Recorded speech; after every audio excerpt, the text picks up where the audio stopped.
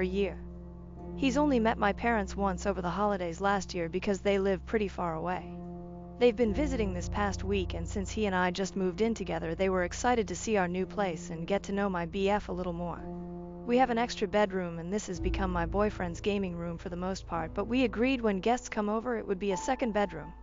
He really likes video games and anime in particular, so he has a lot of toys and artwork that he's collected over the years from different games and such. One thing he has is this anime body pillow that features a sexy anime girl on it. He also has a mousepad for his gaming computer that resembles a busty anime girl. Before my parents came over, I asked him to take down his toys and stuff so they could be comfortable. I was upset to see that he left the body pillow and the mousepad in place. I don't really feel comfortable with either item, but he's really into anime, so I've always kind of left it alone. But I absolutely didn't think it was appropriate to leave it there when my parents would be staying over. I took the cover off the body pillow and put the pillow in the closet, and I put the mousepad in a drawer in our room. When my parents arrived and we showed them to their room, my BF noticed the missing pillow and mousepad. Later, when we were in bed, he brought it up to me and asked why I hid them. I told him I didn't think my parents would feel comfortable with those things in the bedroom, and when they leave we can put them back. My BF got really upset. He told me that he feels like I'm ashamed of his interest in anime. He said he spent his whole life feeling like people think he's weird for being into anime, and he didn't expect his own GF to be just like everyone else. The next day I noticed him taking some of his manga books off our bookshelf and putting them into a box. I asked him why, and he said something like, "I'm putting them away so you don't have to look at them anymore." I feel really bad. I feel like I hurt him, but I just really didn't think my parents would feel comfortable sleeping in a room with those items. But now he's just acting so distant and cold, and he's not really engaging with my parents at all. They keep asking me what's wrong, and I don't know what to say. AITA? Top comment. Talking mice. There's a huge difference between anime, video game decorations, and sexualized anime content. A busty mousepad and a sexy body pillow would most definitely make anyone feel uncomfortable. I get that it's his space too, but I think a small amount of compromise for a limited time isn't a problem at all. He might see it as you being embarrassed of his interests, but the reality is most people aren't comfortable with sexualized decor. It's not about anime at all. NTA, he really needs to have more consideration for others. OOP. That's exactly my feelings too. There's other stuff in the room that's anime gaming related that was left up, but it was more the sexual stuff I didn't feel comfortable leaving out for my parents. OOP is voted NTA update. Edit. Thank you for all of the responses. And sorry it took me a few days to update. I was waiting for my parents to leave so I could talk to my boyfriend about all of this. I read through the comments and it kind of validated something I already was feeling. Sexual decor aside, the way he acted the next day when he was putting the books away really bothered me. I ended up explaining the situation to my parents, and they weren't exactly thrilled by his reaction either. I got the feeling after this trip that they don't really approve of him. Which is neither here nor there. I'm 27 and I'm old enough to make my own choices. But above everything else, my parents mean a lot to me. I never get to see them, and it was important to me that my BF would be present and treat them well while they were here. After they left, I drove them to the airport. BF refused to come. I came back from the airport and found a couple trash bags outside the door. Turns out that once I left, my BF started throwing all of his anime things into these bags. I asked why, and he said something along the same lines as before, that clearly his interests weren't welcome in my home and he'd keep them in his car until he figured out what to do with them. I kinda snapped. I'd been keeping it together all week for my parents, but I had enough at this point. I told him I never asked him to get rid of his anime stuff, just that it wasn't appropriate for my parents while they were staying with us. I told him this reaction is unfair and he's being manipulative. I told him that this week was supposed to be about him getting to know my parents, but he was too fixated on this anime issue to even spend any real time with them. He then called me manipulative for making him believe that I was cool with his love for anime for the past year when I was clearly ashamed of it. He also said he didn't want to be a part of a family that doesn't appreciate anime. We went back and forth for a while, and then I told him we needed space. I wasn't even really planning that, but it came out and it felt like the right thing for me. Well, he then started crying a lot and apologizing and immediately tried to take back what he said, but I was just done at this point. He left eventually, and now I'm here in this apartment alone. Well, and the mousepad and body pillow, lol. He left those behind. Anyway, I don't really know if we're broken up officially or what, but it seems to be heading that way. I'm just feeling awful, and I almost wish this all happened before my parents visited because I feel like it tainted the whole trip. But yeah. Thanks for the replies, guys, and for helping me open my eyes a bit. Editor's note: I couldn't decide if this one was concluded or ongoing. I've marked it as ongoing for now, but if people disagree, I can change it. After confronting my husband's friend about pressuring his sick fiancé into having kids, I question if I overstepped or just told the truth. Original post, September 7, 2024. Obligatory throwaway: my 32F husband, 36M, has a high school friend, 36M. Let's call him John. John is a typical jock, athletic, good-looking, popular with girls. But I've been around enough to see and hear him being questionable towards women. To the story, we were in a group of friends and I was introducing them to my new baby, 0F. Important info: I had a miserable pregnancy. The topic of having kids came up and John started saying how he and his fiancée, 32F, would be the next. More important information: his fiancée Janet is an amazing lady. Kind, smart, gentle. Recently she has been through a lot, lost her dad, and her health has been terrible. Not going to say what, but she has a disease that causes headaches, weakness, dizzy spells, fainting, extreme fatigue. She has become more and more emotionally and physically dependent on him. On top of that, she, and I, come from another country. It means her family and support system are not here. Back to the situation. I asked her if they plan to have kids after the wedding, that is in 2 years. I thought that because it gives her time to recover. He doesn't let her answer and say they agreed they would only get married after having kids. I am surprised for 2 reasons. She always said she wanted kids after marriage and her health is not good. She doesn't say anything, but looks sad. I argue that it doesn't seem like a good plan, and that a pregnancy now could put her health at risk. He said her fertility window is almost closing and that is now or never. I start getting angry, and we discuss. I ended up saying he is selfish and this decision is only based on his wants and needs and is hurting her. Basically a form of abuse. The room got quiet and we ended up leaving. My husband later agreed with me, but said it was not my place to say anything. Our friends are mixed, saying someone had to say it, but that I was too harsh. I feel maybe was not my place and I was being a busybody, but after being through a hard pregnancy myself, without my family, I know how hard it is. And my husband is a great supportive guy. Meanwhile, John leaves her alone all the time to party and enjoy life. He is dooming someone that trusts him blindly into a horrible situation. AITA? Relevant comments. Commenter: what you said was the truth, but you were a little harsh. I think you were right to say it because the guy obviously doesn't care how he treats his wife. I also think you should ask * his fiancée in private how she feels about her situation. OOP. I agree that I came out too strong. I feel protective towards her. She is so sweet and nice. I feel she doesn't deserve the way he treats her. But when I say something in private, she keeps repeating that she loves her and she never met a man like him. I feel she thinks that he is out of her league or something. Commenter: honestly, I think he knows what he's doing. There's a reason he won't legally commit to her until after she has children, and it's not a kind or responsible reason. So I don't think he's going to care about what you said or the potential health outcomes for your friend. It may be satisfying to call him out, but is it going to change his mind? OP. I also found this part extra strange. The first time we met, she literally said how her dream was to have a wedding and then kids. She even repeated that recently. She comes from a Catholic upbringing, like me. It doesn't seem like a thing you change your mind about easily. Commenter: ESH, except his wife. In this conversation fight, both you and John are treating his wife as if she's a child that can't make decisions for herself. He is talking over her, but you are also making assumptions about their decisions based on her looking sad. OOP. I admit I should have talked to her first. But we just had a conversation about her health and she was telling me how some days she can barely make it out of bed. His smugness made me so angry, as if he knows what is best and no one can question him. Commenter: honestly, I would be pissed if someone started talking and arguing about my health issues in public. I'm a really private person. Does the rest of the group know about her health issues?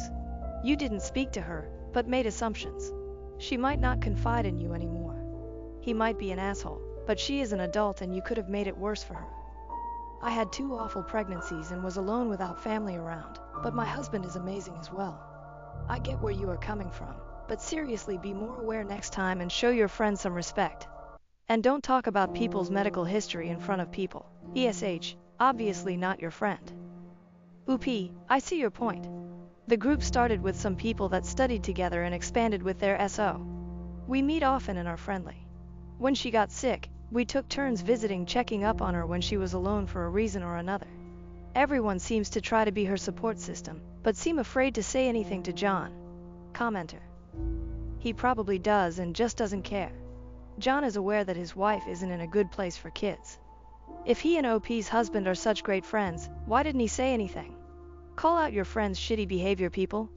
OP, my husband is great, but everyone jokes he has a man crush on John. He was John's sidekick in school and doesn't listen when I point out some comments John makes. OOP is voted NTA, but opinions are mixed. Update, September 10, 2024, 3 days later. Thank you for all the answers. I was blown away by all the perspectives and was able to see further into the situation. I reached out to Janet and invited her for a coffee. We usually talk with more people around, so this was the first time we were alone. I started by apologizing. I said I should not have said all these things in front of everyone and acted as if she cannot speak for herself. She said she was initially embarrassed, but after further thought she started questioning if it was really a good idea to have kids now and has scheduled a talk with a specialist. She said John doesn't know, and she wants to have more information before talking to him.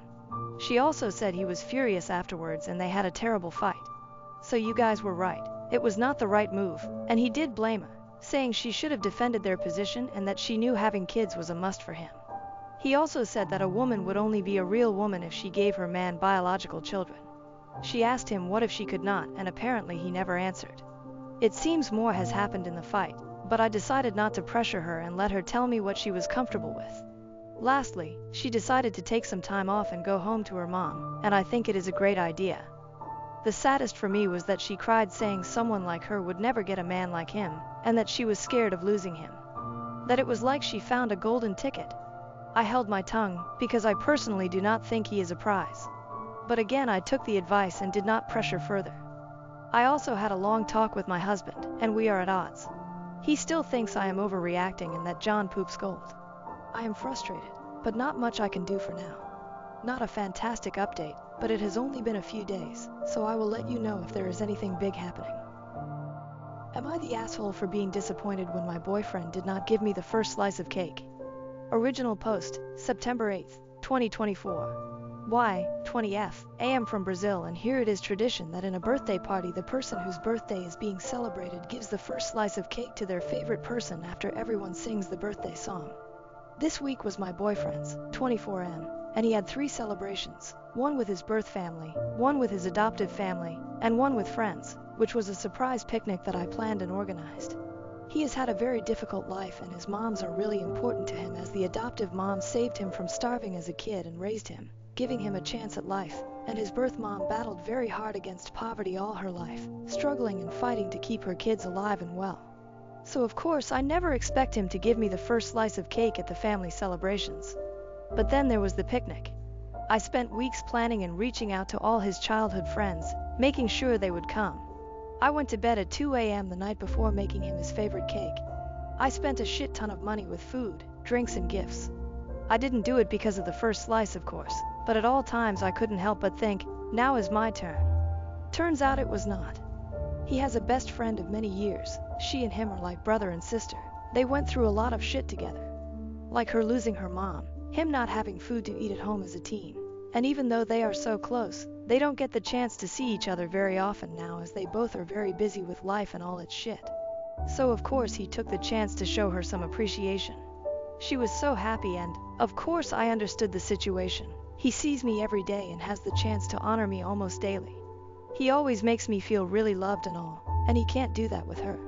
Also, I understand he wanted to show her that him having a relationship does not mean she is not his sister anymore, a priority in that sense.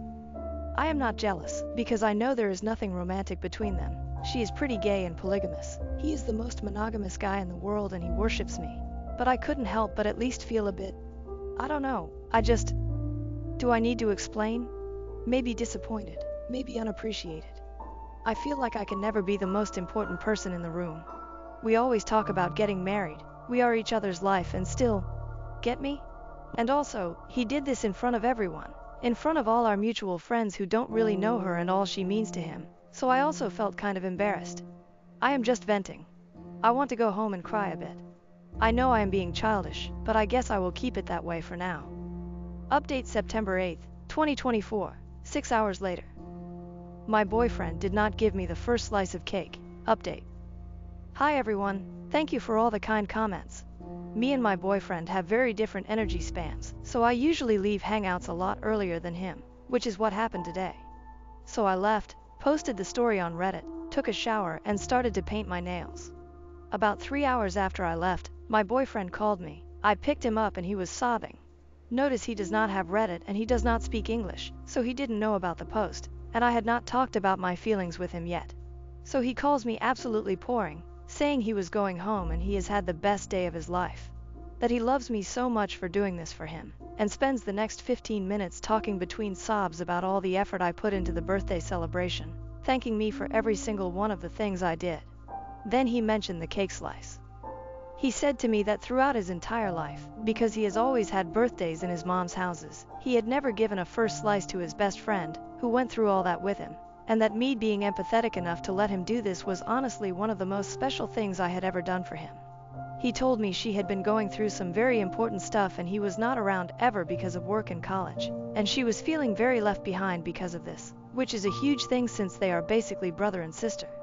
So the cake made her cry so much. It was the first time he had ever done this and she finally felt like he had not forgotten about her. And then, because I made that much effort for him, he asked me to rest. He told me that this next week was going to be entirely for him to show me appreciation. He asked me to please for once not sabotage him showing me love and pampering me because I feel like I don't deserve it.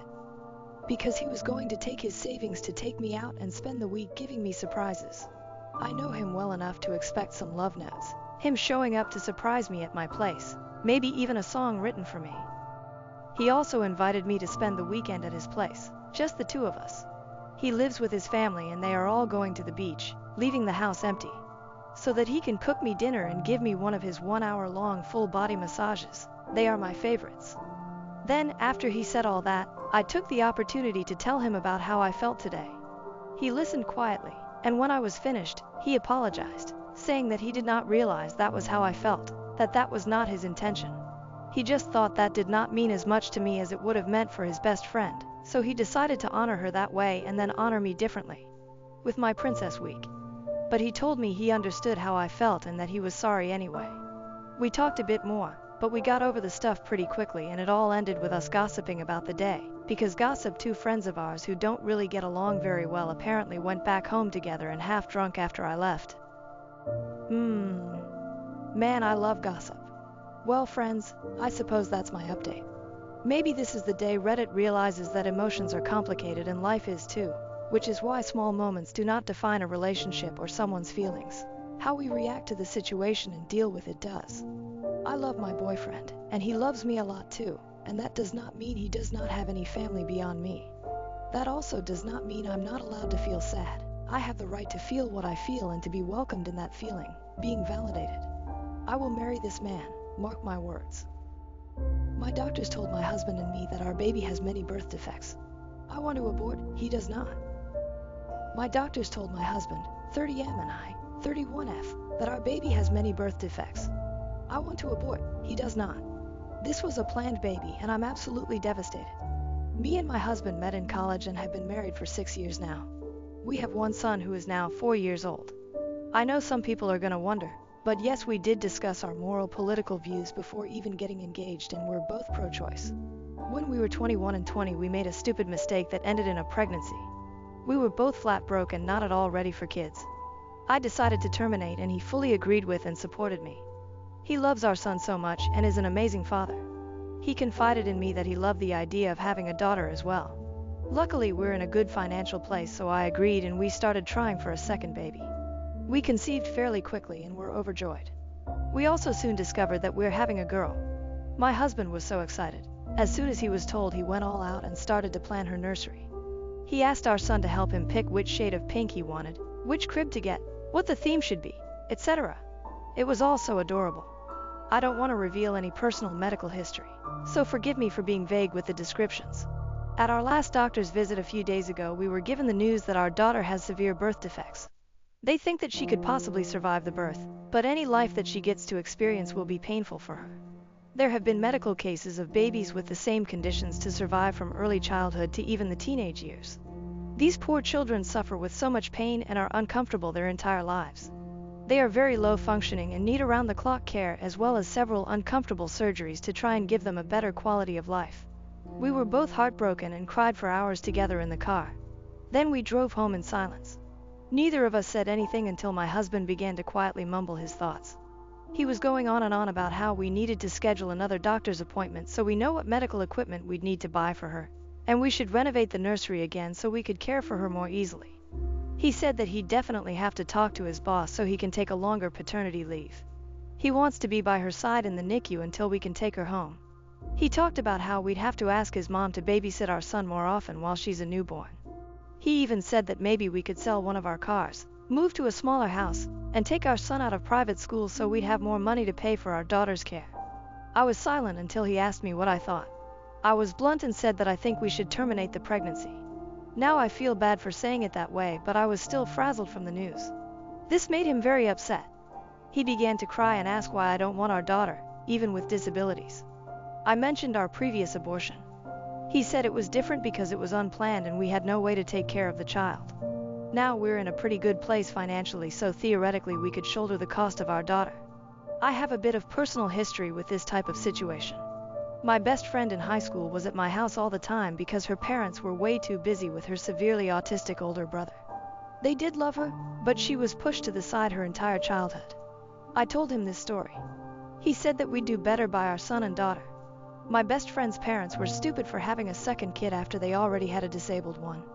He then seemed hopeful for a minute and asked if I was just afraid. He promised that he'd be by my side the whole time and we could do this together. I told him it's not about fear. Our daughter will be in pain constantly if she's born alive. It would be a short and painful life for her. I love this baby so much already. I don't want her to suffer like that. He began to yell that even if she doesn't live long, we could still pour our hearts and souls into making her life as fulfilling as possible. I didn't respond and he stormed inside.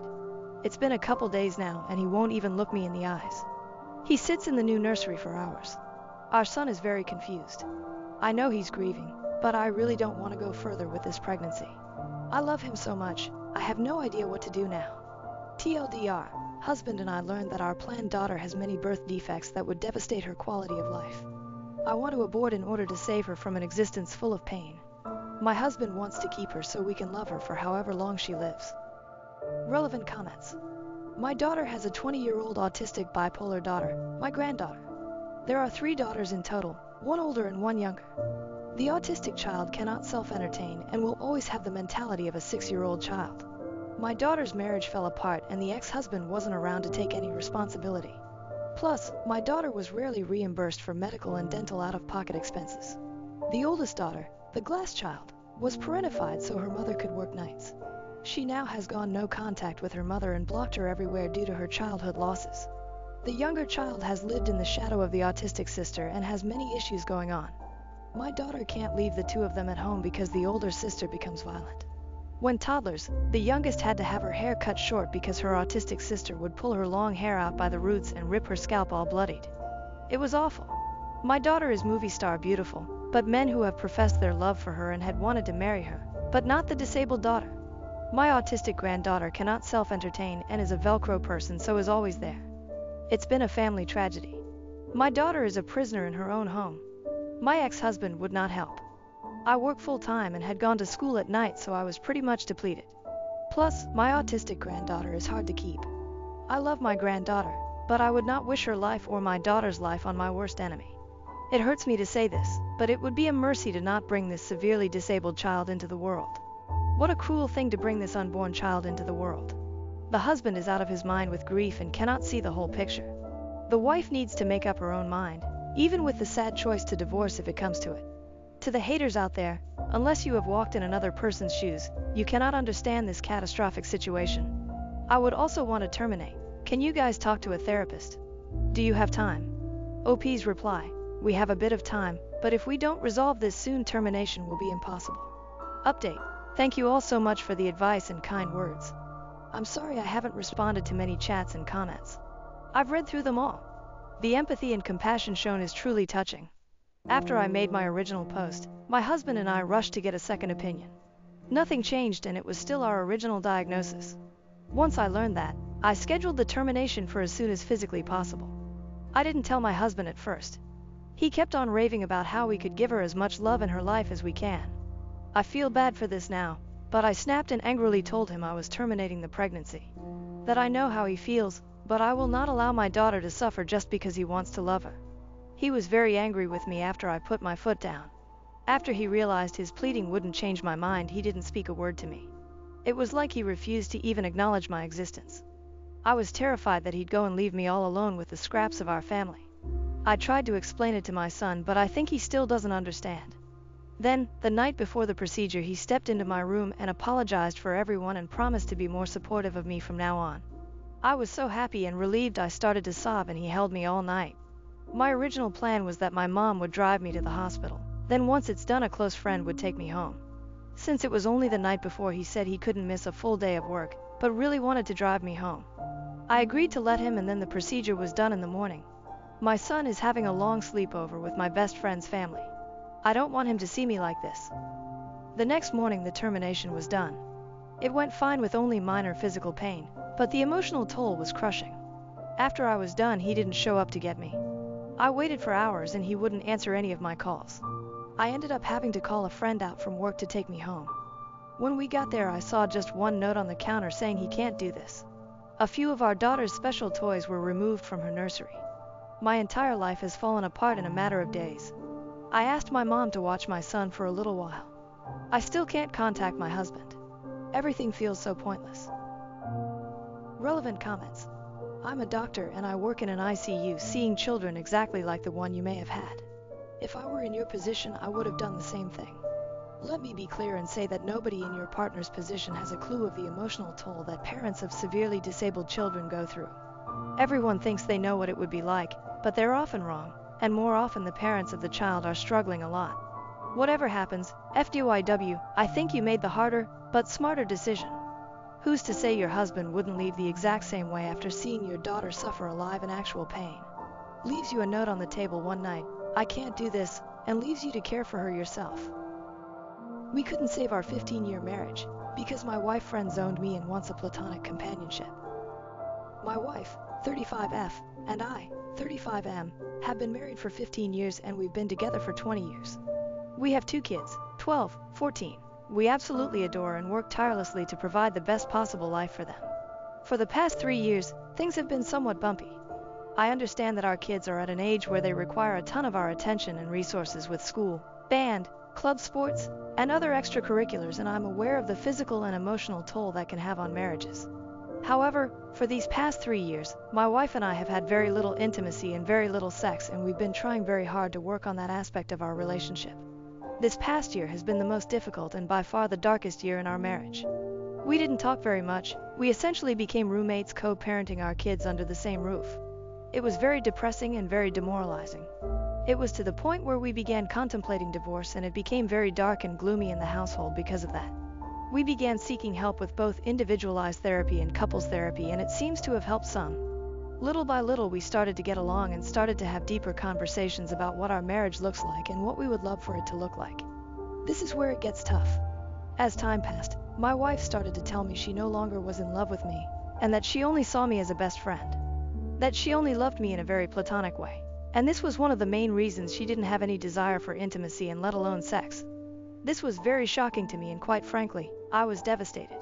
I became angry and depressed, and I couldn't fathom the thought that I was no longer wanted or desired by the person I felt completely in love with. Things began to deteriorate again, and not long after, we were back to square one. I sat down with her one afternoon and had a heart-to-heart and began to ask questions about where the root of this problem lies, and her answer was, I don't know, and that, I have built up resentment towards you, but I don't know where it stems from.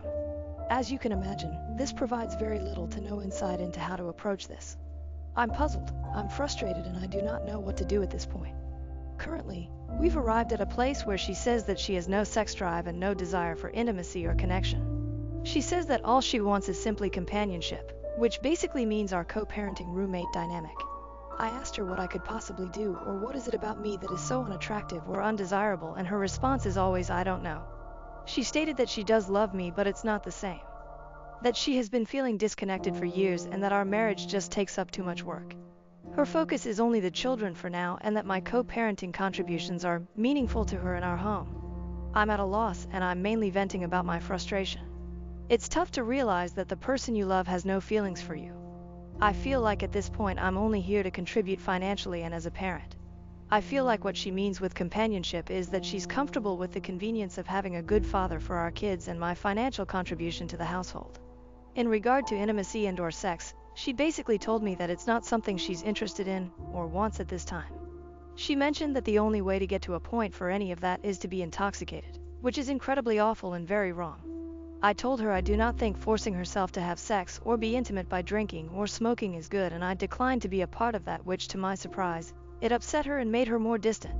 We're both extremely honest and transparent. We've never cheated on each other, and we are always free to look through each other's phones, emails, socials, etc. And we hardly ever do. I asked her if there was someone else, and she declined. Honestly, I believe her.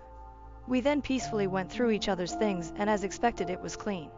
We've always been very forward, even with the hard topics, so I don't smell or feel any foul play or infidelity. Am I wrong for declining to only be intimate or have sex when she's intoxicated?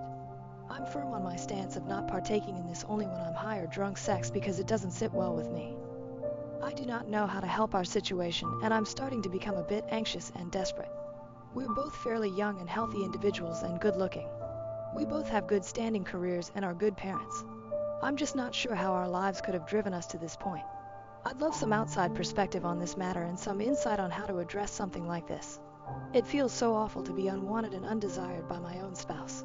I hate it. My wife of 15 plus years is no longer in love with me and doesn't know way, and now says she can only have sex while intoxicated, or I need to settle for a platonic sexless marriage, and she doesn't know why that is, but it is what it is, and I'm in need of insight or advice. Relevant comments. Missing reasons. Commenters looked at his history and found they were swingers. We did some swinging in the past. That was fun for some time. We mutually decided to stop doing it, and we have established it's not the case. When we were swinging, however, our marriage seemed to be in a good place.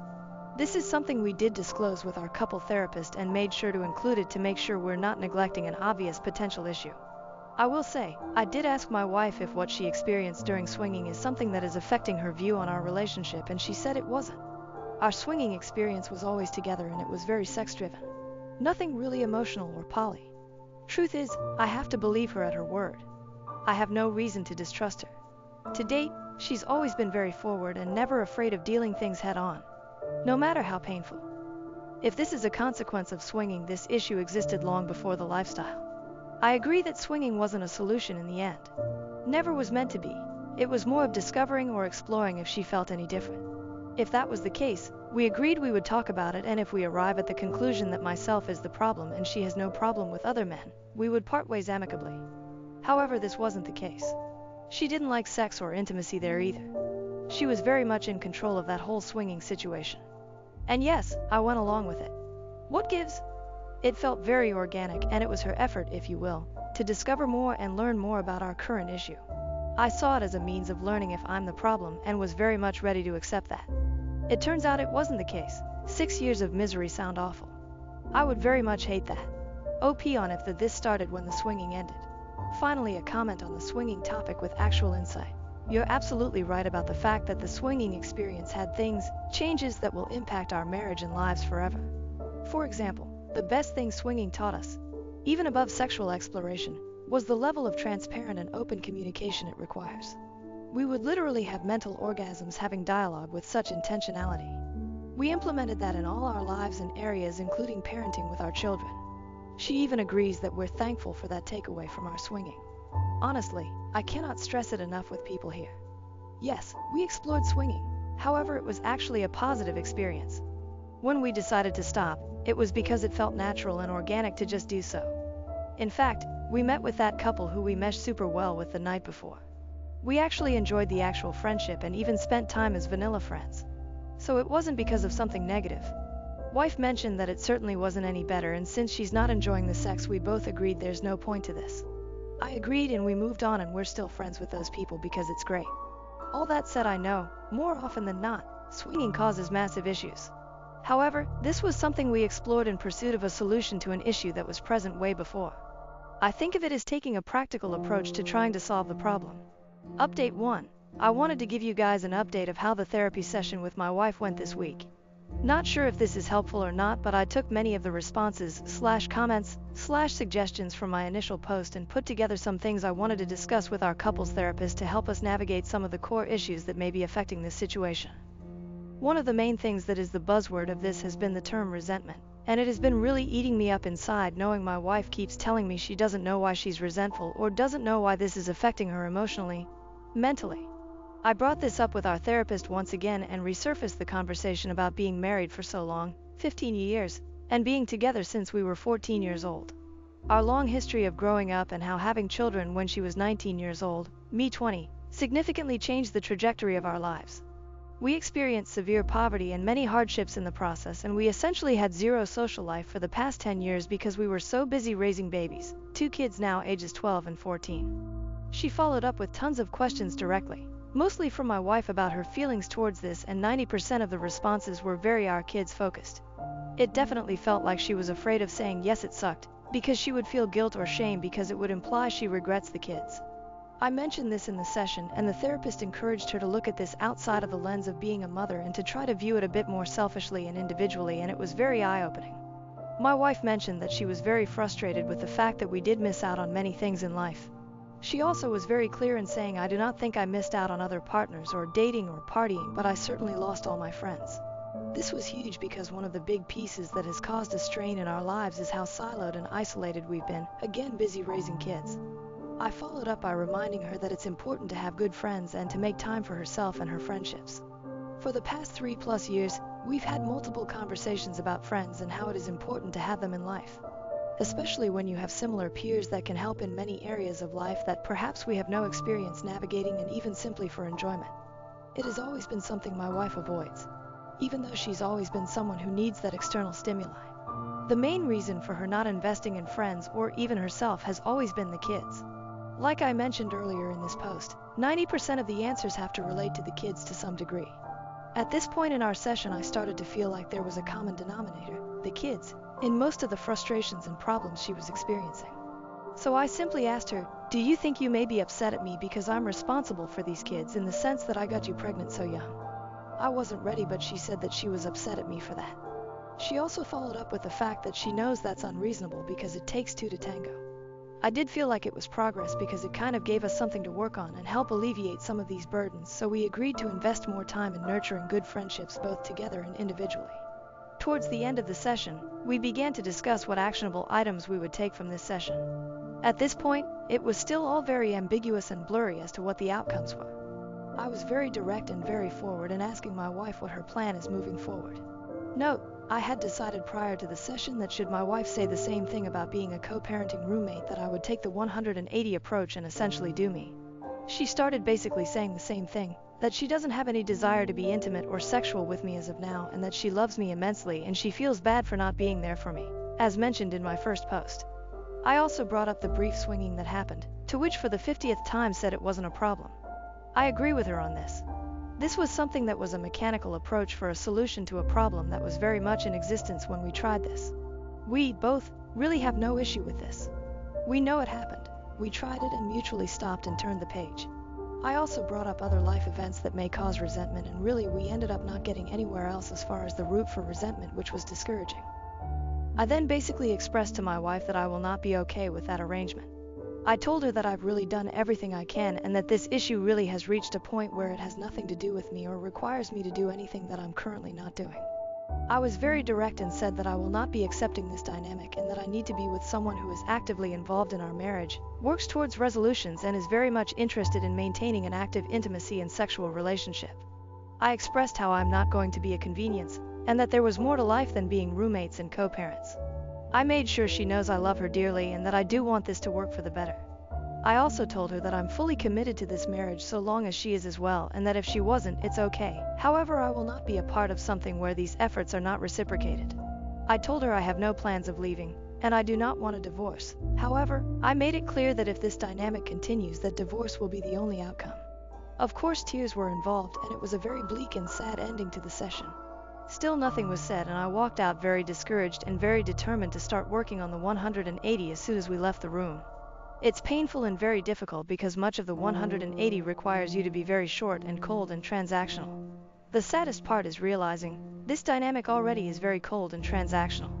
Here's where it gets very interesting. I started working on implementing many of the 180 recommendations that same day. I mentioned to my wife that, hey, things are going to be a bit different moving forward. I'm going to honor her roommate co-parent dynamic without reproach, and that it should be no mistake that I'm not happy here and I am never going to be okay with it, but I am done working on it if she wasn't going to work on it. She agreed and went to bed. I started to build distance and started to basically focus on myself. Very short and transactional. She asked for help on some of her personal things, to which I declined, and it really shocked her. She was upset, saying I was being petulant. I explained to her that she is now fully in charge of her own life and her own issues. We didn't talk all day and we only spoke when necessary. Few days I keep this going and she's very visibly upset and stressed. I typically react to that with gestures of help or nurturing, but I didn't this time. That night she was crying, telling me she's stressed and she thinks something is wrong with me because I'm indifferent. I simply listened. Then I told her that this is the dynamic she proposed and that I'm simply, much like her, taking care of myself and focusing on myself. I'm not going to lie. It has been very hard to be cold and distant because, as I mentioned before, I love her and I wish I could hold her and love on her. However, I know this is somewhat manipulative in a way, just to get her way and still keep me in the friend zone. So I've been staying the course. We're now going on a week of this 180, and let's just say, there has been many changes on her side. I think she is starting to realize there is more to me than just friends and co-parenting. I sent her a text a few days ago essentially itemizing bills and separating the financial responsibilities 50-50, and she lost her shit. She basically told me it was out of left field, to which I responded, hey, friends go in 50-50, and as your friend I expect nothing less. This was very eye-opening because it gave me a glimpse of how I'm really taken for granted and how her level of comfort and convenience at my expense is really overlooked. I pushed through anyway and basically told her that this is the new dynamic she asked for and that it's still a bargain, because she would have to be 100% if she was on her own. I'll wrap up with this. While the 180 has been working in many different areas, I am still very much sad about the overall situation. There have been many eye-opening statements being said and realization that have not been pleasant to encounter. It has also sparked new energy and new efforts on her side as well. She's definitely seeking to talk to me more often, and while it's hard to turn down, I hope if things improve this continues to happen. I've also noticed that she's making more time for herself aside from being a mom, which is huge because she pretty much neglected herself for years. I'm very pleased seeing her be more herself. My hope is that as we work on ourselves, the marriage improves. There really is no telling at this point where this will go. We are very much cordial and amicable even to this day, and that's a very good sign. Boundaries are set and expectations are very clear, and I feel that no matter the outcome, I will be at peace with everything that has been done. We're still going to continue the couples therapist until we either rekindle our marriage or end up in divorce. I feel like having this unbiased third party really helps as a witness and as a guide through this. No matter what, I will always love my wife. However, I will not participate in a sexless, intimacy-less marriage because we both deserve better. Thank you all for all the kind words and recommendations and feedback. This will be my last post on this topic, and I wish you all the best. TLDR. My wife friend-zoned me, wants to just co-parent at my expense, but I started the 180 method to try and find a solution because she doesn't want to work on us, which seems to be working on getting her out of her rut and helping me discover more about how she feels. Also, therapy is paramount and highly recommended to all couples. Relevant comments. Comment 1. So, I'm going to assume that your wife has a lucrative job and you are both going 50-50 on childcare, as you both work and share children. Because otherwise, this approach is just plain financially abusive, and if you're planning on saying I won't pay the bills unless you have sex with me, sexually abusive as well. Assuming that is the case and you aren't a total POS, I'm actually interested in how this works out for you. I feel like I'm in an unstated, similar situation. We both work and have blended finances, but we don't go to bed together or eat together, have barely any intimacy, a kiss or two, hugs every couple days, and spend maybe 8 hours a week together, just the three of us, him, me, and the toddler. Even less, just the two of us, maybe 3 hours a week. Otherwise, he is on his game, or out playing sports, watching YouTube, or whatever else he does. It barely feels like a friend situation, let alone a marriage. I'm curious how she handles it, as the spouse that presumably was pulling away first. I hope you keep us updated. OP, yes, we both have degrees, good careers, and while I make significantly more money, her salary is very proficient and above average. The 50/50th was not to cripple nor hurt her financially, that is cruel, but mostly to send a message on what a roommate dynamic looks like in the real world. I really dislike how people immediately jump to conclusions about the finances as a way of manipulating her. It's not the case at all. Plenty of money left over after bills. However, 50/50th means she has less whatever money, and the understanding that roommates share everything equally. Prior to this 180 approach, we did everything together and with our kids. We always saw ourselves as a unit that does things together, both alone and with the kids too. That's changed now, where I'm choosing to focus on more independent types of pastimes and focus. That is what has sparked her reaction and realization of there's more than just roommates here.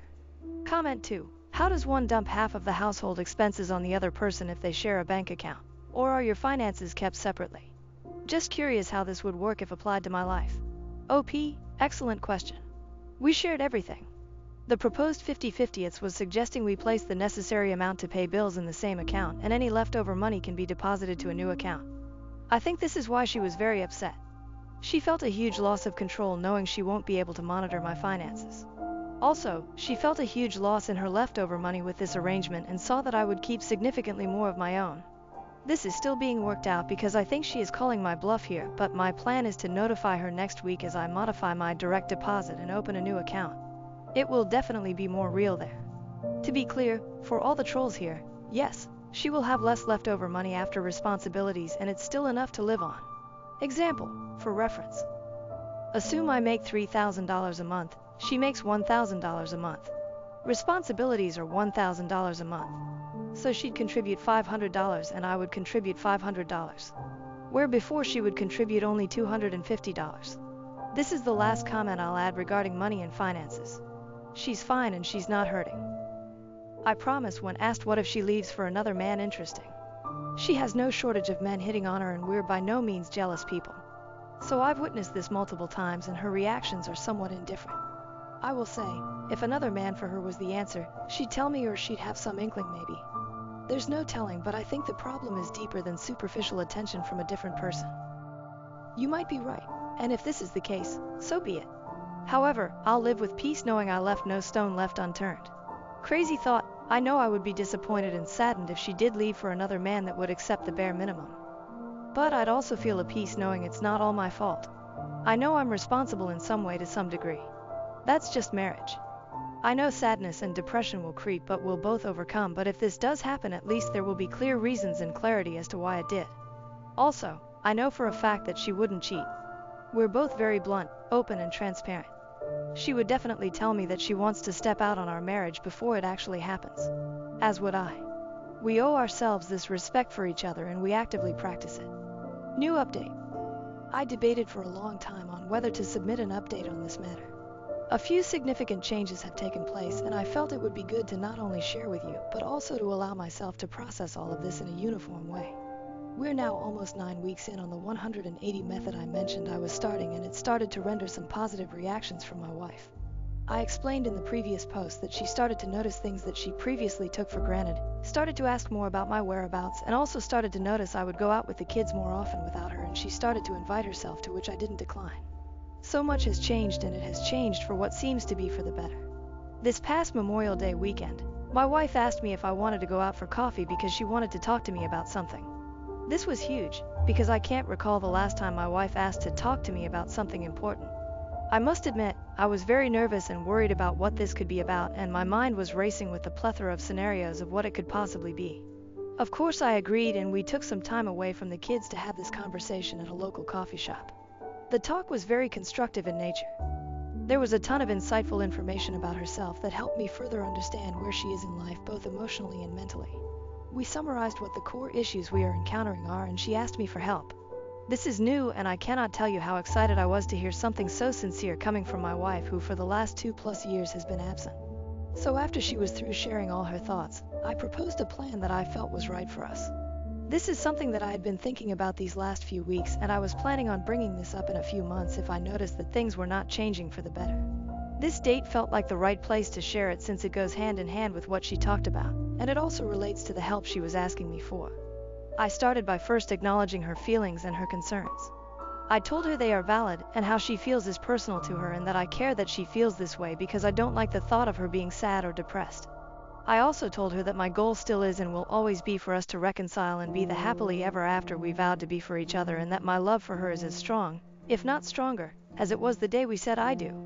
I continued the conversation by telling her how I felt about the whole situation, read my previous posts for details, and how it affects me every day. I also clarified some things that she mentioned she was feeling because I have been very distant and monotone, transactional, lately. I explained to her that I was very much trying to protect my feelings and emotions from the rejection and neglect, and that it wasn't personal. It was simply me safeguarding myself because I cannot control her, I can only control myself. This was a perfect segue way to the core of this approach, which is focused on self-accountability. I told her that for the longest time I was always working hard to make her happy and do things that I knew she enjoyed or wanted. However, I was always met with rejection and disappointment, which caused a load of stress on me. I explained to her that I had to make a change for myself. After all, I can only control myself and make the changes that I want for myself. I mentioned how I was starting to implement new habits and routines that help edify me all while still executing all of our shared responsibilities, including parenting, finances, and daily living activities. I explained that the goal is to continue to improve myself both as a husband and father, learn more, and be healthier, among other things. She was very receptive to this. She told me that she sees what I'm doing and that she is proud of the changes she has seen.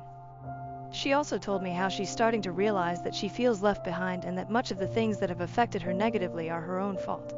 Toward the end of the conversation, which was about 3 hours, there was a very high spirit of reconciliation in the room.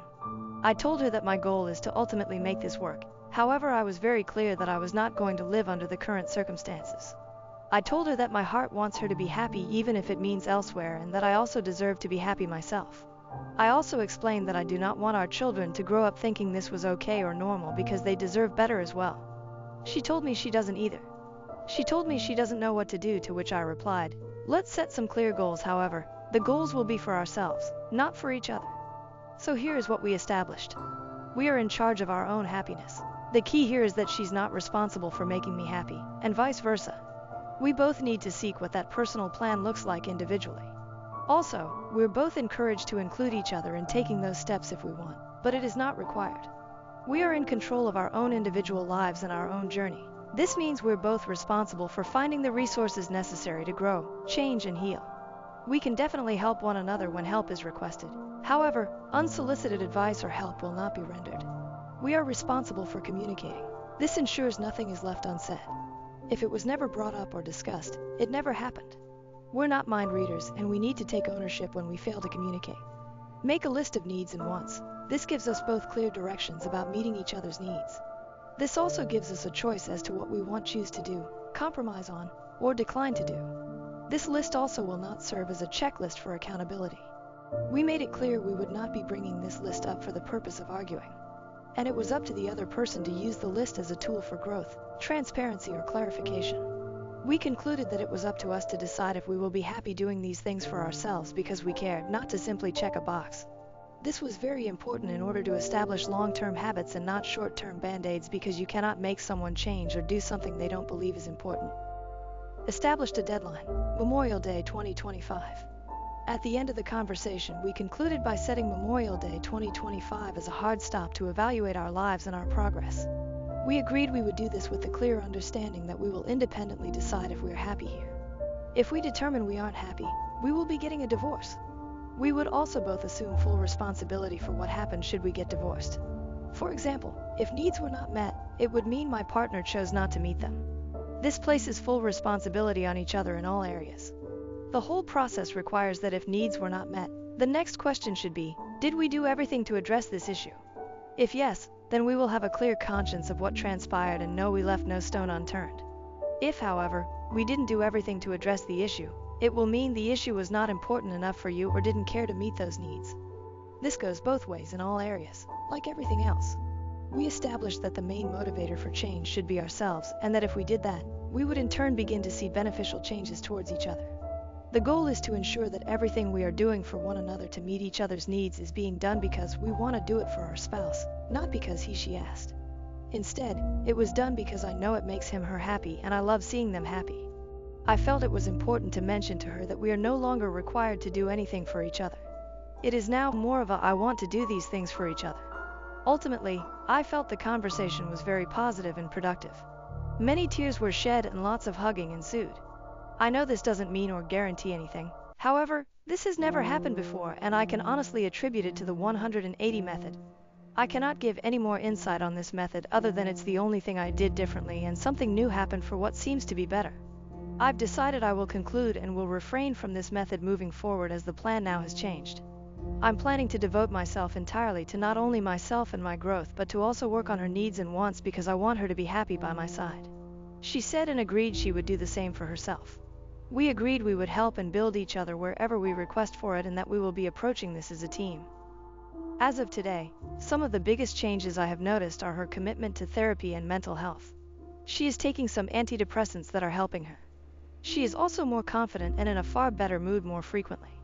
We have started to explore more ways of intimacy in multiple areas such as physical touch and words of affirmation.